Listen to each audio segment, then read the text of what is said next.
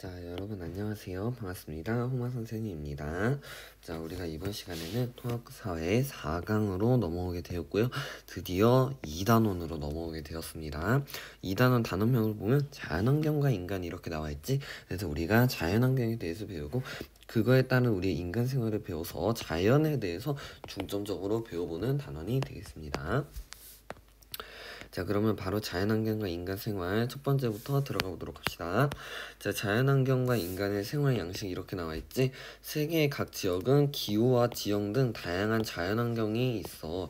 인간은 서로 다른 자연환경에 적응하여 지역마다 고유한 생활 양식을 만들어 왔거든. 세계 여러 주민 지역의 다양한 생활 지역 양식을 살펴보면 자연환경과 매우 밀접한 관련이 있다는 것을 알 수 있어. 그래서 자연환경과 매우 밀접한 관련이 있다. 기온에 따른 생활 양식의 차이거든. 기온, 강수량, 바람 등의 기후 요소들은 굉장히 인간의 의식주를 비롯한 생활 양식 전반에 큰 영향을 끼치게 되는데 특히 기온의 영향이 매우 크대. 기온의 영향이 매우 크대. 기온이 매우 높은 열대기후 지역 같은 경우는 열대기후 지역은 음식물이 상하지 않게 하려고 기름에 볶거나 튀기는 요리가 많이 발달을 했고 향신료를 특히 더 많이 사용하게 돼. 의복은 간편하고 헐렁하게 입고 가옥의 구조는 개방적이어서 바람이 굉장히 통풍이 잘 된다고 표현을 해. 통풍 잘 돼. 통풍 잘 된다. 자, 그다음 의복은 간편하고 헐렁하게 입는다. 자, 여기는 이제 지우도록 할게. 자, 그 다음으로 넘어와서는 추위가 심한 한대기후 지역으로 들어가 보도록 할게. 한대기후 지역에서는 추우니까 아무래도 농사가 잘 안 되겠지. 주로 육류를 섭취하고 의복은 굉장히 날씨가 추울 거 아니야. 그래서 따뜻한 두꺼운 옷을 입는다. 가옥의 구조는 난방과 보온을 중시하기 때문에 폐쇄적이다. 그 다음에 계절의 변화가 뚜렷한 냉대기후, 온대기후에서는 더위와 추위에 모두 적응할 수 있는 생활 양식이 골고루 나타나 과거에 같은 경우에는 이처럼 인간의 생활 양식이 자연환경을 크게 반영하여 지역마다 차이가 컸으나 최근에 우리가 기술이 발달함에 따라서 지역과 생활 양식의 차이가 점차 줄어들고 있는데 이것보다 선생님은 이 지도를 차라리 100만 배 더 강조를 할게. 왜냐면 이 지도가 어마어마하게 중요하거든. 그래서 여기다가는 선생님이 형광펜으로 별표를 하도록 할게. 자, 그러면 들어가 보도록 합시다. 자, 우선 첫 번째로 열대기후부터 들어가 보자. 제가 열대기후는 요쪽에 많이 확인하는 것을 볼 수가 있지. 우리가 이 선을 바로 영도선이라고 해서 흔히 우리가 적도라고 말하는 선이거든.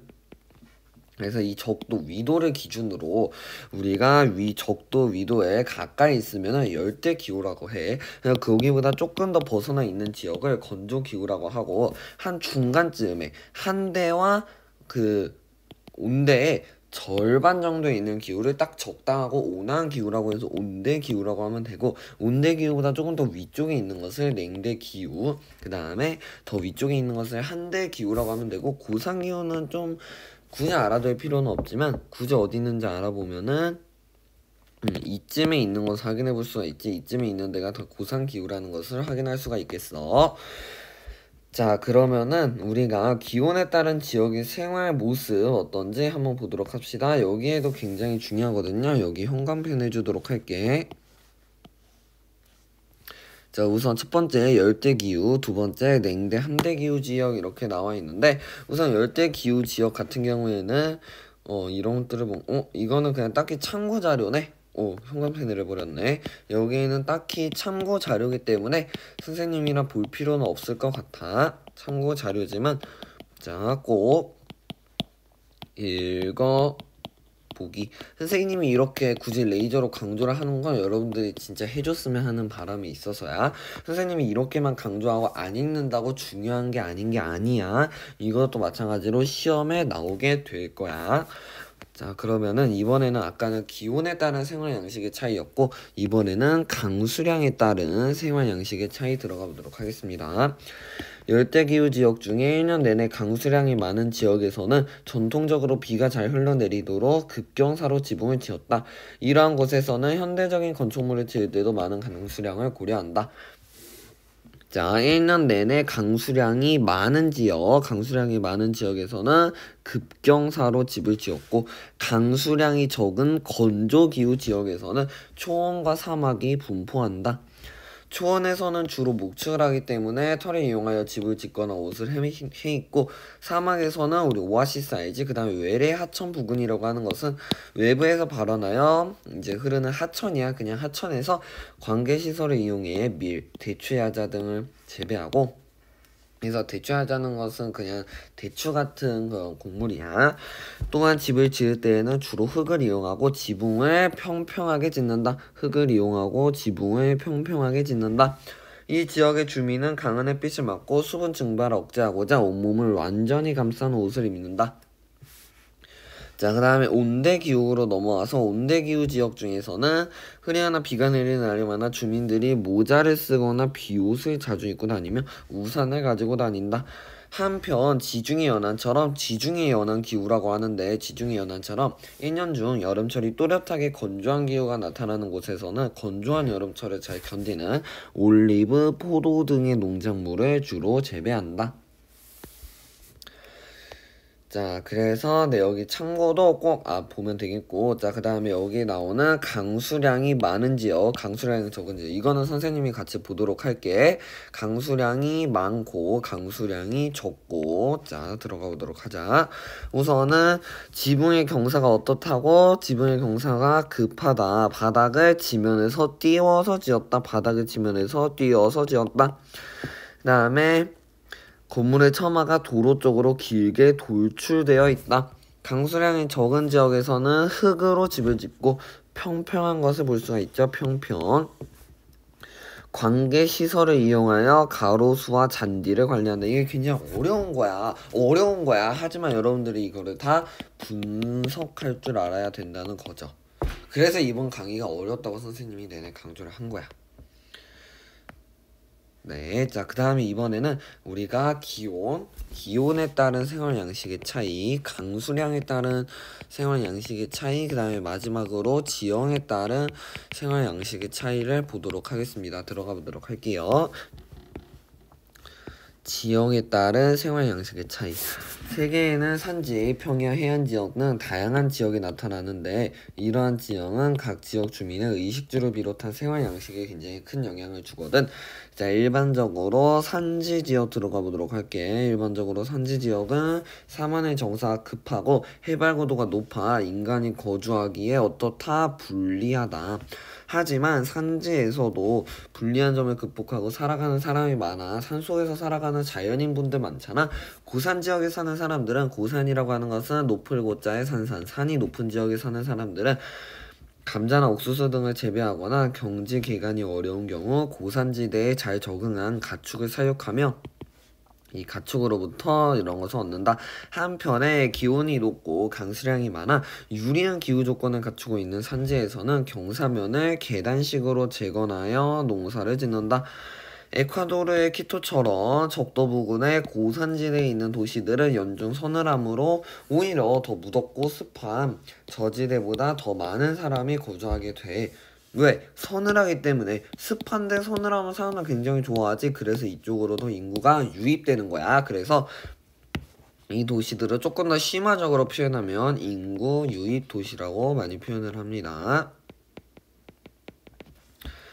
자, 그 다음에 또한 산지 경관의 아름다움을 이용하여 관광산업이 발달한 곳도 있고, 풍부한 산지 지역에서는 광업도시가 발달하기도 한다. 그냥 밑줄 쳐주도록 하자. 아름다움을 이용하면 관광산업이 발달하고 지와 자원이 풍부하면 광업도시가 발달된다. 이렇게 밑줄 쳐주면 되겠고, 지역과의 주민생활 이런 거 보고 우리가 어떻게 구분할 줄 알아야 돼. 자, 그 다음에 평야지역 들어가 보도록 합시다. 자, 평야 지역은 산지보다 경지를 개간하기에 더 유리하므로 넓은 경지를 이용하여 농사를 짓는다. 아시아 지역의 벼농사나 유럽과 아메리카 지역의 밀농사는 대부분 평야 지역에서 이루어진다. 또한 평야 지역은 교통로를 건설하기에 유리하여 큰 도시로 성장하기로 하므로 도시적인 생활 양식이 발달한 지역도 많다. 그래서 교통로를 건설하기에 유리. 밀농사, 벼농사가 전부 다 여기에서 이루어진다. 자, 해안 지역은 어디야? 우리가 해안이라고 하는 것은 바다가 이렇게 있을 때 모래사장이 이렇게 있고 여기 부분을 우리가 해안 지역이라고 하거든. 이 해안 지역 말하는 거야. 육지와 바다가 만나는 곳으로 농업 및 어업과 관련한 생활 양식이 발달하고 수심이 깊고 배 같은 나들기 유리한 곳은 항구 도시로 발달하고 이거 뭐야? 항구 도시로 발달하고 수심이 얕고 조차가 큰 곳에는 조차라고 하는 것은 밀물 있잖아. 물이 들어오고 썰물, 물이 나가는 해면의 그런 높이의 차이를 의미한다. 갯벌이 넓게 발달하여 주민들이 염전이나 염전, 양식장으로 이용하기도 한다. 한편 독특한 지형 환경이 나타나는 지역 지형을 관광의 자원으로 활용하기도 해. 베트남 할롱베이의 탑카르스트는 세계적인 관광지로서 그 다음에 화산 활동이 활발한 일본, 뉴질랜드, 아이슬란드의 화산 지역도 운저 간헐천 등 관광지로 굉장히 유명하게 된다. 그래서 이런 것들 지금 되게 탐구 활동이 많이 나오지. 탐구 보조자료 이런 거 본문보다도 어쩌면 더 중요할 수도 있거든. 왜? 본문 내용을 예시로 더 심화적으로 표현한 거잖아. 더 들어간 거잖아. 더 추가적으로 보충해 준 거잖아. 굉장히 중요하다. 하지만 선생님은 굳이 강의에서까지 모든 교과서의 내용을 다뤄주지는 않는다. 네, 이번 시간 우리가 원래 한 주제를 더 들어가야 하는데 자연재해 여기 부분 간단하니까 그럼 한번 보도록 할까? 짧게 보고 빨리 서둘러 맞춰주도록 할게. 우선은 자연재해와 인간의 삶 이렇게 나오지. 우리가 삶을 살아가는 데 있어서 자연재해라는 것은 우리가 좀 진중하게 생각해봐야 할 주제야.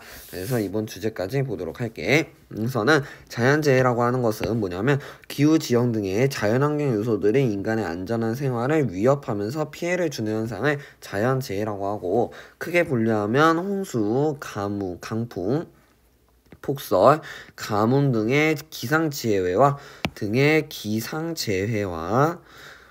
화산활동, 지진의 일쓰나미 등의 지질 또는 지형 관련 재해로 나눌 수가 있다. 이렇게 나오지. 자연환경에 따른 피해 들어가 보도록 하겠습니다. 인간의 삶을 위협하는 자연재해는 인간이 여러 활동을 하는데 심각한 지장을 줍니다. 인명과 재산상의 재상에 피해를 입을 수도 있습니다. 이뿐만 아니라 농경지, 산업시설 등의 중요한 이런 공업과 그런 농업적인 그거에 크게 훼손을 하여 악영향을 미치기도 하고 이런 통신시설, 사회정보 기반시설 등을 파괴하여 굉장히 광범위한 피해를 준다. 그래서 우리가 폼페이 같은 경우도 굉장히 우리가 익숙하죠? 자, 자연재해에 대한 대응 가보도록 합시다. 자연재해는 기후 지형과 관련하여 나타나므로 대부분 특정한 지역에서 반복적으로 발생하는데 그래서 오랫동안 이어져 내려온 관습적인 방법으로 대비해 왔습니다. 인간의 힘으로 완전히 근절할 수 없다. 근절이라고 하는 것은 대처할 수 없다. 그러나 사전 예측에 따른 예방 조치와 방어 시설물 구축, 재발생 시 신속한 복구 대책 시에 따른 피해를 최소화할 수 있다. 여기까지 묻고 자연재해 대처 방법. 선생님이 여기 와서 갑자기 빨라진 이유는 여기가 그냥 읽어보면 되는 내용이라서 빨리빨리 넘어가고 끝내려는 거야. 선생님도 빨리 끝내고 싶거든. 시민은 안전하고 쾌적한 환경 속에서 살아갈 권리가 있으므로 정부는 자연재해 위협으로부터 시민을 안전하게 보호하기 위해 이러한 것을 수립할 의무가 있다. 하지만 이런 것이 잘 수립하여 피해를 최소화하는 국가도 있음에도 불구하고 아직도 체계적인 대책이 마련되지 않아 큰 피해를 보는 국가들도 있어서 자연재해에 대한 예방과 대응은 1차적인 차원은 개별 국가에 있지만 그러나 개별 국가가 자연재해에 따른 피해를 복구할 충분한 역량을 갖추지 못할 때에는 뭐가 나서서 국제사회가 나서서 도와주어야 한다. 네, 여기까지가 끝입니다. 자, 그래서 우리가 이번 시간 굉장히 좀 많은 주제를 배웠어. 자, 한번 복습해 보도록 할까? 열대기후지역, 한대기후지역, 냉온대기후지역, 건조기후지역, 지중해 연안기후지역 각각의 특징 모두 알아둬야 돼. 그러면 이 영역이 끝나고 그 다음에 지형에 따른, 그 다음에 강수량에 따른, 그 다음에 기온에 따른 생활 양식의 차이 각각 다 체크해 주도록 하고, 그 다음에 자연재해의 정의, 자연환경의 종류, 자연환경의 피해 영역, 그 다음에 자연환경의 대처 방안, 그 다음에 개별 국가가 역량을 갖추지 못할 때에는 국제사회가 함께 나서서 도와주어야 한다. 네, 여기까지 하면 이번 시간은 다 끝난 것 같습니다. 이번 시간 굉장히 많은 내용 살펴봤고요. 우리 조금만 쉬었다가 다음 두 번째 수단원에서 만나도록 하자. 다음 강의로 바로 넘어오자.